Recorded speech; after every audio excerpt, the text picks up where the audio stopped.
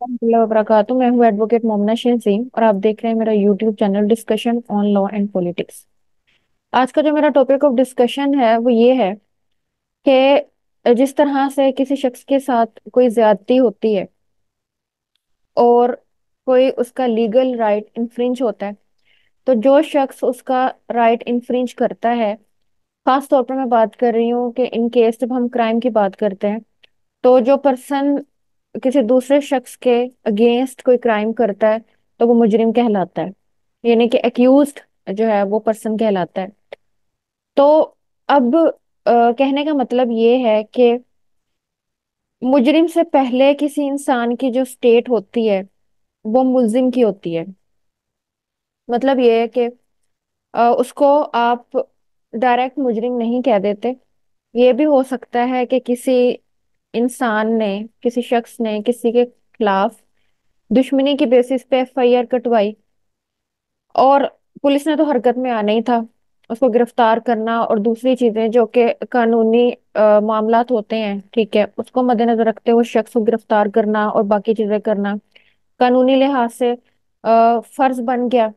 लेकिन उसके बाद अगर ये मामला सामने आए कि एक शख्स पर झूठी एफआईआर कटवाई गई थी और जिस शख्स का स्टेटस मुल्जिम था, यानी कि उस पर इल्जाम लगाया गया था, तो वो इल्जाम भी दुरुस्त साबित नहीं हुआ, तो क्या कानूनी लिहाज से उस शख्स के साथ जो भी ज्यादती हुई या इतने अरसे खुदा न खास्ता उसको गिरफ्तार करके जेल में भी रखा गया और बाद में कह दिया गया कि भाई अब आप रिहा हैं और आप जो है बाइज्जत रिहा हो चुके हैं, लेकिन उसने जितना अरसा जेल में गुजारा या अपनी जिंदगी के जितने साल वहां गुजार दिए, क्या उसका मुदावा हो सकता है? मकसद ये है कि इंसाफ फराहम किया जाए। दुश्मनी की बेसिस पर हुए हुए मामलात में हम किसी भी शख्स को मुजरिम ठहराना या उसको यही प्रूव करना कि भाई ये मुजरिम ही है, ये कानून का मकसद नहीं होता। तो आज का जो मेरा टॉपिक है वो ये है कि एक मुल्जिम, उनके क्या हकूक होते हैं। मैं बात मुजरिम की नहीं कर रही, मैं मुल्जिम के हकूक की बात कर रही हूँ, यानी कि एक ऐसा शख्स कि जिसका स्टेटस अभी ऐसा है कि अभी उस पर इल्जाम है, जुर्म साबित नहीं हुआ। तो अब उस शख्स के साथ क्या सलूक किया जाना चाहिए और जब तक जुर्म साबित नहीं होता एक शख्स के क्या हकूक होते हैं। याद रहे कि कैदियों के भी अपने हकूक फराइज होते हैं। इसी तरीके से जब एक शख्स पर सिर्फ इल्जाम है जो कि अभी प्रूव नहीं हुआ, अभी वो शख्स मुल्जिम है, मुजरिम के स्टेटस में नहीं ढला, तो उसके क्या हकूक जो है वो होने चाहिए। इसको वन बाय वन मैं डिस्कस करूंगी।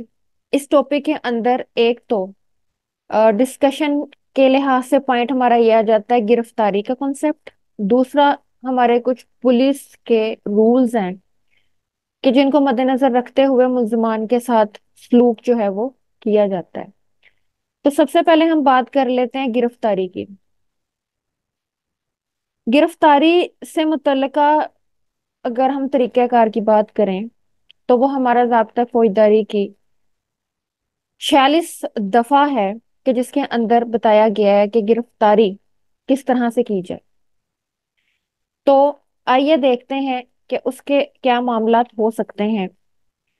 सबसे पहले इसमें चीज आती है कि मुल्जिम को जब एक पुलिस गिरफ्तार करती है तो उसको जकड़ना, उसको कैद करना, उसको उसके साथ मारपीट करना, घूंसों का इस्तेमाल करना या फिर उसको धक्के देना, अरेस्ट का ये बिल्कुल भी मोटिव नहीं होता जिस तरह मोस्टली ड्रामाज या फिल्मों में दिखाया जाता है।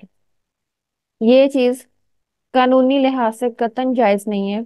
एक शख्स जिसको गिरफ्तार करना जरूरी है, उसको हथकड़ी लगा देना और उसको सिर्फ ये बताना कि आपको ले जाया जा रहा है, ये इनफ है।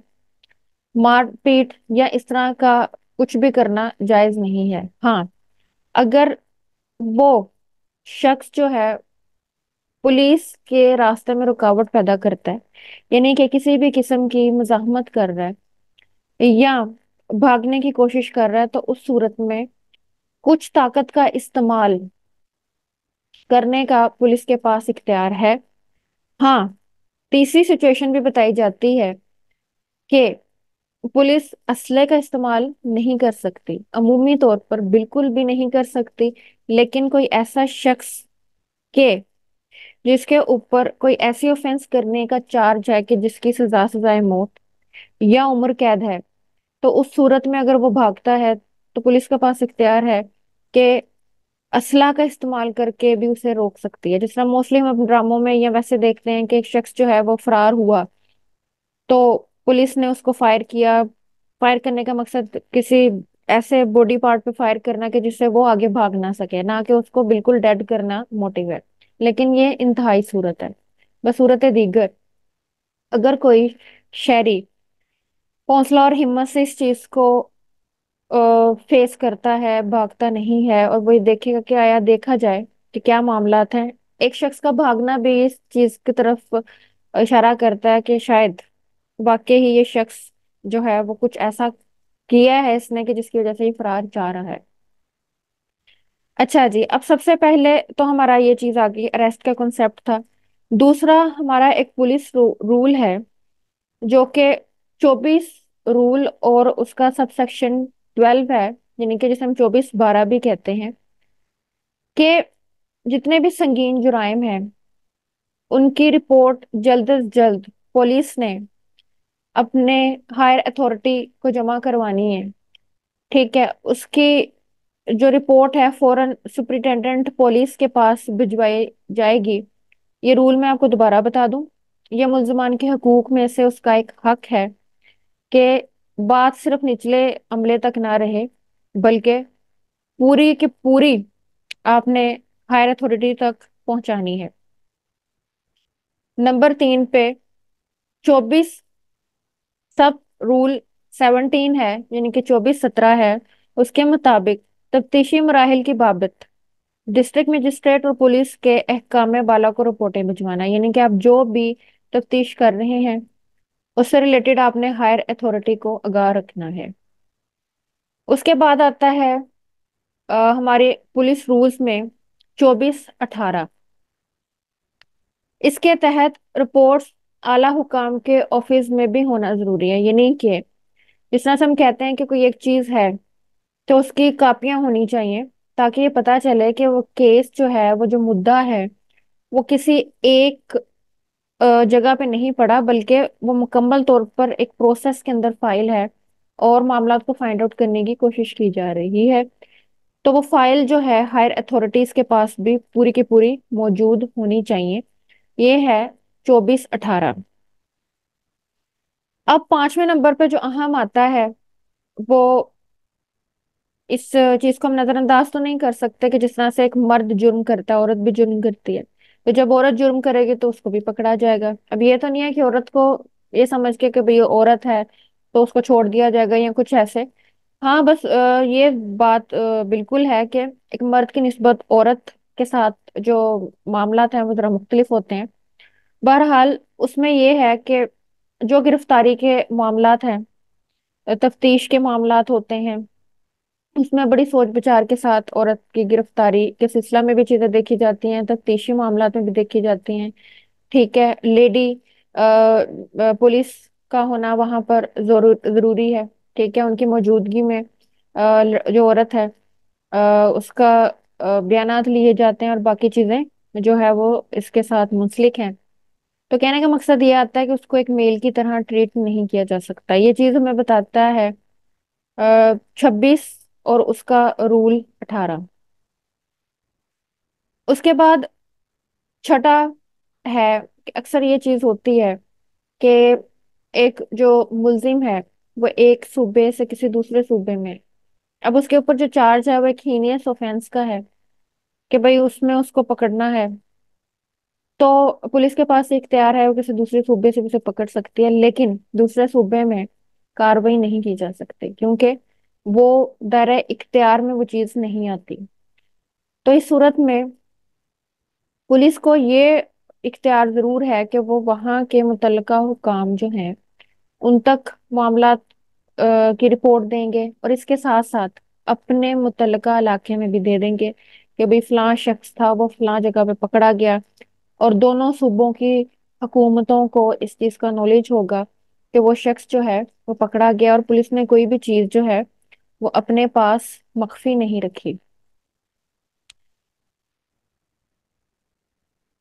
उसके बाद नेक्स्ट हमारी चीज आती है, और हमें ये चीज पता भी है कि दस्तावेजात और बयानात की नकूल हासिल करने का हक भी एक मुलजिम को हासिल है।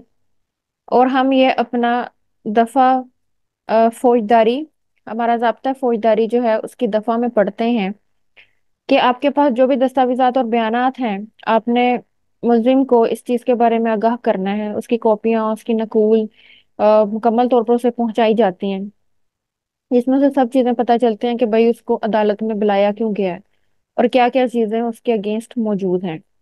ये हमारी दफा है, दफा 265 सी ज़ाब्ता फौजदारी, जिसके अंदर हम ये तमाम चीज़ें जो हैं वो पढ़ते हैं।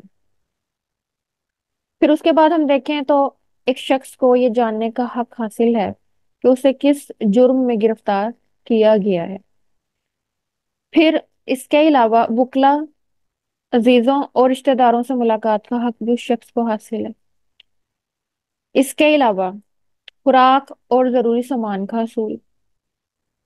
नंबर 6, शक और शुबा का फायदा हासिल करने का हक, बेनिफिट ऑफ डाउट। यकीनी तौर पर हम ये बात पढ़ते हैं, और हमारे इसका कॉन्सेप्ट जो है बेनिफिट ऑफ डाउट का ये है कि जहां भी कहीं कोई शक व शुबा हुआ, ये चीजें प्रोसिक्यूशन जो है उस तरह से सबमिट नहीं करवा सका कि जिसकी वजह से मामला तमाम सामने आ सकें, तो इसका फायदा अक्यूज्ड को ही होता है।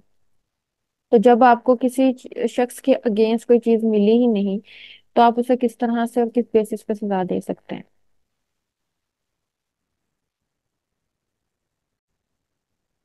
उसके बाद जहां पर हम बात करते हैं शक व शुबा का फायदा हासिल करने का हक, वहाँ जमानत पर रिहाई का हक भी हासिल है कि ऐसी ऑफेंसेस के जो बेलेबल हैं उसके अंदर उसको बेल दे दी जाए और उसको रिहाई हासिल हो जाए, तो ये भी एक मुलजिम का हक है। अब इसके अलावा इलाज और मुआवजा की सहूलत भी मस्ट है कि इलाज और मुआवजा की चीज़ों को भी मद्देनजर रखा जाए, इसके सब हक को भी मद्देनजर रखा जाए।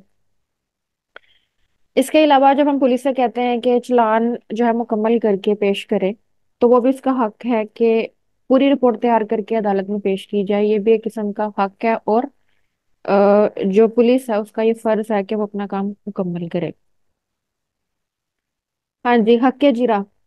हक्के जीरा जो है उसमें मुलजिम के पास ये हक हासिल है कि वो हक्के जीरा जो है वो करे, जिसे हम कहते हैं प्लीड गिल्टी और नॉट प्लीड गिल्टी, कि वो अपने आप को वाजे करे कि भाई ये चीज उसने की है नहीं की है, किसी किस्म का कोई इल्जाम जो है उसको उसके ऊपर लगाया गया है। फिर उसके बाद मुलजिम को मुकर्ररा मियाद में अदालत में पेश करना बहुत जरूरी चीज है।